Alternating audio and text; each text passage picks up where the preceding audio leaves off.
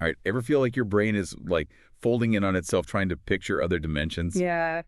Well, get ready for a deep dive that might actually make it unfold, right? Okay. Today, we're tackling this super interesting piece called dimensionofspace.txt. And let me tell you, it really throws down the gauntlet on like how we think about reality and, of course, those always tricky dimensions. Yeah, and what I find really cool about this is how it goes right to the heart of the limitations of, our perception of reality. Like, what is a dimension even? And it actually makes this bold claim that reality itself, the real deal, is actually limited to the 4 dimensions we know. Whoa, whoa, whoa. So those 11 dimensions in string theory that we always hear about, Yeah. time to put this on the back burner. Maybe, well, let's unpack it a bit. See, the source makes this really important distinction between reality, like the actual universe, and our human perception of it.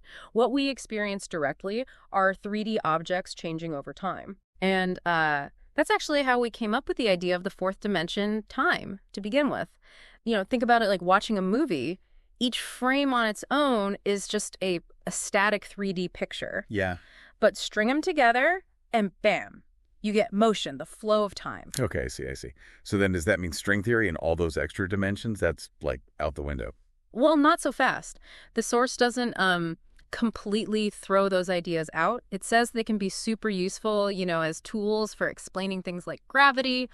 We can create models that need these extra dimensions to work. Right. But just because the model needs them doesn't mean, poof, they exist in reality, right? It's kind of like imaginary numbers in math. Super helpful for calculations, but you're not going to, trip over one walking down the street. Yeah, so we can imagine them, maybe model them, but doesn't mean we'll be booking a vacation to the 5th dimension anytime soon. Exactly. There's this pretty powerful quote in the source. It says, "We can invent and suggest all kinds of objects. We can talk of many different dimensions. However, we cannot show a 10-dimensional object, not even a 1-dimensional object in reality. It's like a map. Right? Super helpful for navigating, but it's just a representation of the terrain, not the actual mountains and valleys themselves. Now that you mention it, I'm like struggling to think about what a dimension even is. It's always been kind of fuzzy for me. Absolutely. And this piece really digs into that, the difference between like mathematical dimensions and actual physical ones. Think about those lines and planes we all learned about in geometry. Right. Super useful for describing stuff. But have you ever like actually seen a perfect line or a perfectly flat 2D plane? Now that you mention it, no. So I guess they're more like tools in our minds then. Yeah, exactly. Abstract concepts, they help us understand and model reality, but they're not like physical things themselves. And the source says that this confusion, between these mental models and real dimensions, it can lead us down the wrong path sometimes.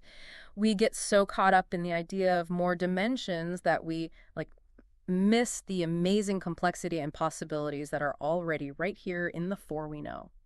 So instead of always looking for what might be out there, maybe we should focus on what we know is here. Right. And to really drive this point home, they use this fantastic example of a simple dot on a page. Cool. We might think of it as 0-dimensional, just a point.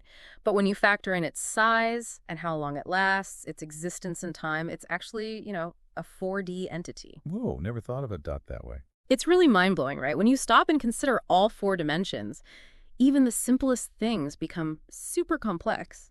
And, makes you think, are we missing out on fully understanding things like aging or how our memories work, the impact of our choices over time, just because we're so fixated on what might exist beyond our perception?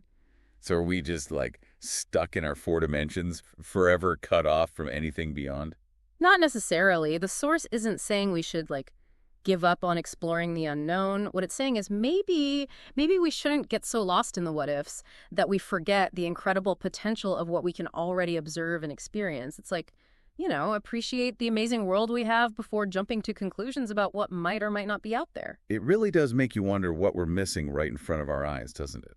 Totally. It challenges us to really re-examine our assumptions about reality and, how much we can really perceive. All right, so to wrap things up, today's deep dive into dimensionofspace.txt has really pushed us to rethink our whole concept of dimensions. We've seen the power of the 4 dimensions we experience every single day, and we've questioned whether the allure of extra dimensions might actually be blinding us to the wonders already around us. And it reminds us that even the simplest things, like a dot on a page, can reveal incredible depths when we shift our perspective a bit.